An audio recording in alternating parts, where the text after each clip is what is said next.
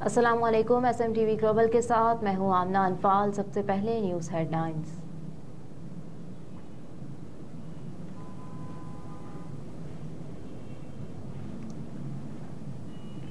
बानी PTI की तौहीन election commission और जेल ट्रायल के खिलाफ दरखास्त फुल बेंच को इरसाल। लाहौर हाई कोर्ट के जस्टिस आलिया नीलम ने बानी PTI की तौहीन इलेक्शन कमीशन और जेल ट्रायल के खिलाफ दरखास्त पर समाअत की। अदालत ने साबिक वज़ीर आज़म की दरखास्त समाअत के लिए फुल बेंच के रूबरू पेश करने और नोटिफिकेशन के तमाम रिकॉर्ड दरखास्त से मुंसलिक करने की हिदायत की। दौरान समाअत जस्टिस आलिया नीलम से इस्तफसार किया कि इसी नौयत की दरखास्त फुल बेंच के रूबरू है। अब तक कितने केसेस में जेल ट्रायल का नोटिफिकेशन हो चुका। बानी PTI के वकील ने जवाब दिया कि साइफर गुमशुदगी अलकादी ट्रस्ट से मुतालिक केसेस का जेल ट्रायल का नोटिफिकेशन हुआ। इस पर अदालत ने इस्तफसार किया कि क्या वो तमाम रिकॉर्ड दरखास्त के साथ लगाया है। जस्टिस आलिया नीलम ने रिमार्क्स दिए कि एक केस में ऑर्डर कर दें तो बाकियों पर क्या असर होगा, जिसके बाद अदालत ने बानी PTI की दरखास्त लाहौर हाई कोर्ट के फुल बेंच को भिजवा दी।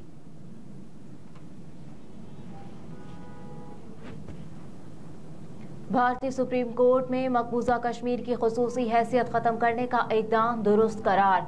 भारतीय सुप्रीम कोर्ट ने मकबूजा कश्मीर की आईनी हैसियत के लिए दायर अपीलों पर मुतसबाना फैसला सुना दिया। अदालत ने जम्मू कश्मीर की खुसूसी हैसियत खत्म करने का 5 अगस्त 2019 का फैसला बरकरार रखा। भारतीय सुप्रीम कोर्ट ने कहा है कि मकबूजा कश्मीर भारत का अटूट अंग है। आर्टिकल 370 आरसी था, हर फैसला कानूनी दायरे में नहीं आता। अदालत ने अपने फैसले में कहा कि जम्मू कश्मीर की खुसूसी हैसियत खत्म करने का सदर का हुक्म आईनी तौर पर दुरुस्त है। भारतीय सदर के पास इख्तियारात हैं। आर्टिकल 370 मकबूजा कश्मीर की शमूलियत को मुंजमद नहीं करता। जम्मू कश्मीर असेंबली की तश्कील का मकसद मुस्तकिल बॉडी बनाना नहीं था। भारतीय सुप्रीम कोर्ट ने मकबूजा जम्मू कश्मीर की खुसूसी हैसियत बहाल करने से मुतालिक दरखास्तों को मुस्तरद करते हुए मकबूजा कश्मीर असेंबली के इंतखाबात 30 सितंबर 2024 तक कराने के अहकाम जारी कर दिए।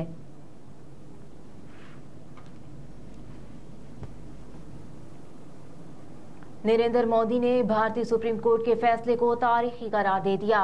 कहा कि आज का फैसला सिर्फ कानूनी फैसला नहीं, उम्मीद की किरण और रोशन मुस्तकबिल का वादा है। कहा कि आज का फैसला मजबूत, ज्यादा मुत्तहिद भारत की तामीर का हमारे इज्तिमाई अज़्म का अहद है।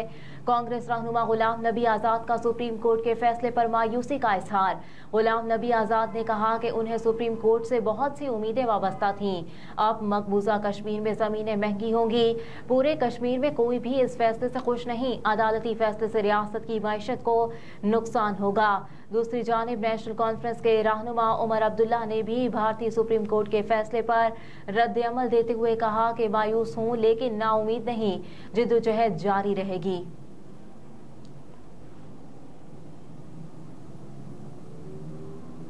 IMF ने पेट्रोलियम लीवी बढ़ाने की एक शर्त रख दी। ज़राए वजारत खजाना के मुताबिक मौजूदा माली साल में लीवी टारगेट पे 49 अरब रुपए का इजाफा होगा।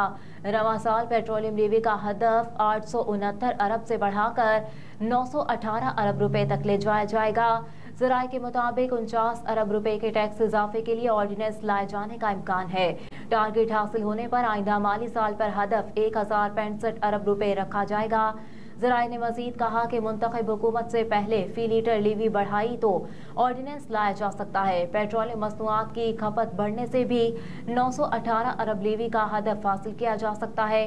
वजारत खजाना के ज़राए का कहना है कि आइंदा माली साल के दौरान फी लीटर पेट्रोलियम मसनूआत पर लीवी बढ़ाई जा सकती है, जबकि वजारत खजाना और IMF की MD ड्राफ्ट में हदफ बढ़ाने पर मुत्तफिक है।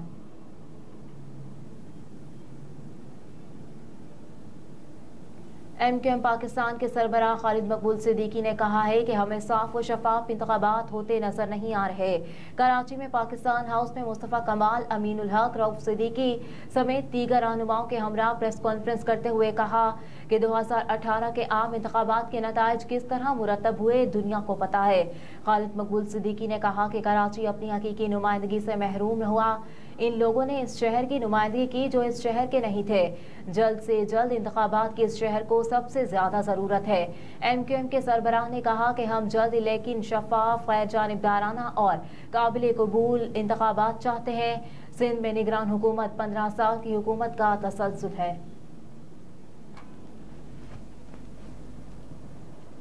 कैंगरूज के खिलाफ सीरीज शाहीनों की तैयारियों का आगाज। प्रेत में भरपूर प्रैक्टिस। शाहीनों ने वाका ग्राउंड में भरपूर प्रैक्टिस की, जिसमें फिजिकल फिटनेस के साथ साथ बैटिंग, बॉलिंग और फील्डिंग की खामियों को दूर करने पर तवज्जो दी गई। पाकिस्तान और ऑस्ट्रेलिया के दरमियान 3 टेस्ट मैचों की सीरीज का पहला टेस्ट मैच 14 दिसंबर से प्रेत में शुरू होगा। प्रेत में हमेशा फास्ट बॉलर्स ने बैटर्स पर बरतरी साबित की है।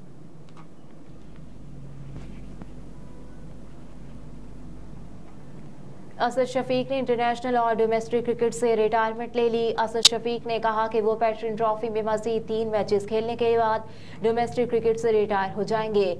इतवार को कराची वाइट्स से नेशनल T20 कप के फाइनल में एबटाबाद को दिलचस्प मुकाबले के बाद 9 रन से शिकस्त देकर टाइटल अपने नाम कर लिया। मैच के बाद प्रेस कॉन्फ्रेंस करते हुए असद शफीक ने कहा कि आज मैं क्रिकेट से रिटायरमेंट ले रहा हूँ। पैट्रियंस ट्रॉफी के 3 मैचेस खेलने के बाद डोमेस्टिक क्रिकेट से भी रिटायर हो जाऊंगा।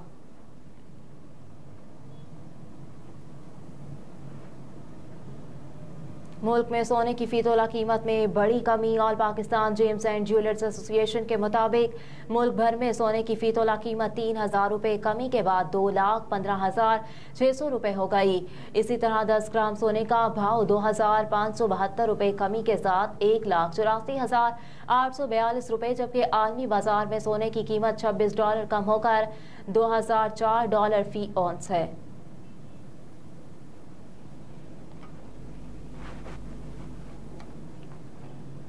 गजा में इसराइली जुल्म इंतहा को छू गया। बमबारी से मजीद 300 फलस्तीनी शहीद हो गए। गजा में इसराइली फौज की जानिब से निहत्ते फलस्तीनियों पर मजालिम का सिलसिला जारी। हर तरफ चीखों पुकार सुनाई दे रही है। फोर्सेस की बमबारी से मजीद 300 फलस्तीनी शहीद, जबकि सैकड़ों फलस्तीनी तबाहशुदा इमारतों के मलबे तले दब गए। सहूनी फोर्सेस ने खान यूनिस से रफाह जाने वाली सड़क भी तबाह कर दी। अस्पतालों और एम्बुलेंसेस पर हमलों में 2 तिबी कारकुन शहीद हो गए। फलस्तीनी शहरी दिफा का कहना है कि मलबे तले दबे फलस्तीनियों को निकालने में शदीद दुश्वारियां हैं। ईंधन की कमी से शहरी दिफा के पास अब सिर्फ एक गाड़ी काबिल इस्तेमाल है।